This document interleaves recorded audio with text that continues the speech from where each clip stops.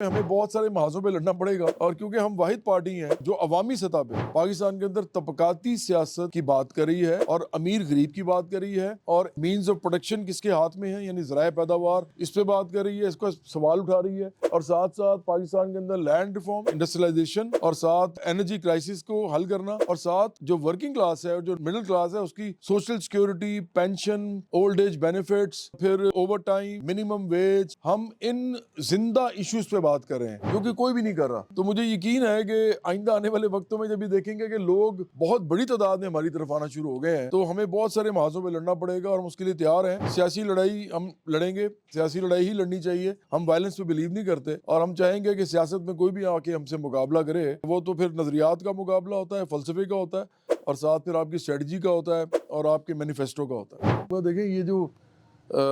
इमरान का जो भी फिनोमेना है ना, ये पाकिस्तान की अवाम की आप समझें कि मैं लाइल्मी कहूँगा सियासत से उसके बगैर हो नहीं सकता था, बढ़ नहीं सकता था। तो बराबरी पार्टी को मैं समझता हूँ कि फ्यूचर में सिर्फ ये 3 पार्टीज अपोज नहीं करेंगी, वो तो अभी भी कर रही हैं, पीटीआई, पीएमएलएन और पीपल्स पार्टी। एक तो ये इस तरह करती हैं कि जैसा पीटीआई करती है, रिपोर्ट करती है, मुझे ब्लॉक करती है, कमेंट्स बुरे बुरे लिखवाती है, गालियाँ पढ़वाती है अपनी तरफ से, खुद गालियाँ देने वाले ही अपने आप को बेइज्जत कर रहे होते हैं, जलील कर रहे होते हैं। लेकिन साथ साथ और उसमें ये भी बता दूं कि इमरान की बेगम भी उसमें शामिल है। ये बुशरा बीबी के माँ पे होता है और इमरान के अपने माँ पे होता है। लेकिन उसके साथ साथ फिर ये है कि ये बाकी पार्टीज जो हैं ये खामोश रह के हमारे बारे में कोई बात ना करके, मेरे किसी भी बयान के ऊपर कोई कमेंट ना दे के ये समझते हैं कि इस तरह भी है, इसको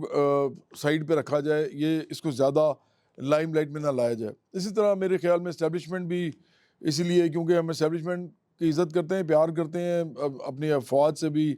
सारे इदारों से भी, लेकिन हम उनका सियासत में रोल नहीं समझते कोई। तो इसलिए उनको भी लगता है कि इनको हमें क्या ज़रूरत है सपोर्ट देने की। और लेकिन मुझे लगता है कि आइंदा आने वाले दिनों में, और मुझे यकीन है कि आप नज़र आएगा आहिस्ता आहिस्ता, ये लिबरल्स को भी हमारे खिलाफ करेंगे। ये आने वाले वक्त में मेरी प्रोफेसी है कि इस मुल्क के हर उस तबके को जो थोड़ा सा ऑर्गेनाइज है ना, चाहे वो मीडिया पे है, चाहे वो ऑन ग्राउंड है, ये उसको हमारे खिलाफ करेंगे। इवन वो जो मजहबी पार्टीज़ हैं उनके साथ मेरा कभी कोई ऐसा इख्तलाफ नहीं है इंसानी लेवल पे, क्योंकि मैं समझता हूँ कि वो अपना एक नज़रिया लेके चल रहे हैं। हम उससे इख्तलाफ करें भी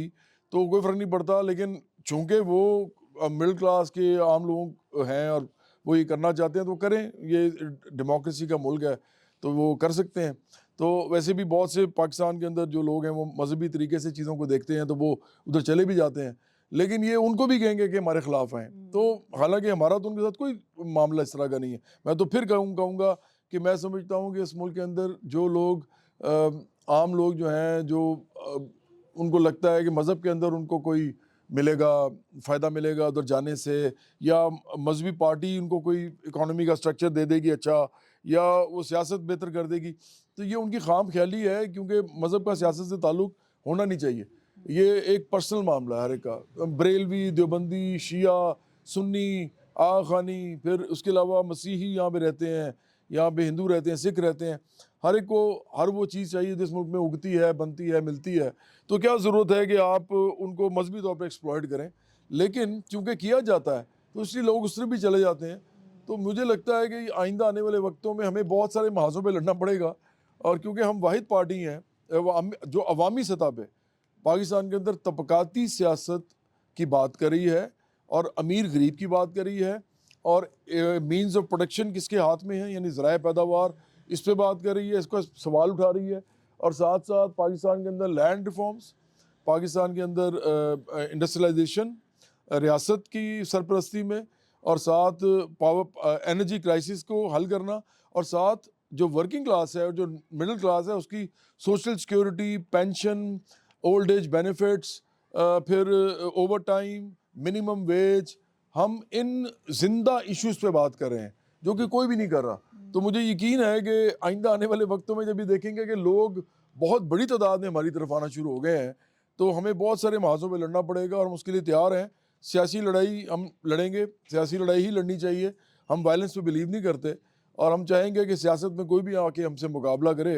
وہ تو پھر نظریات کا مقابلہ ہوتا ہے، فلسفے کا ہوتا ہے، اور ساتھ پھر آپ کی اسٹریٹجی کا ہوتا ہے اور آپ کے مینیفیسٹو کا ہوتا ہے۔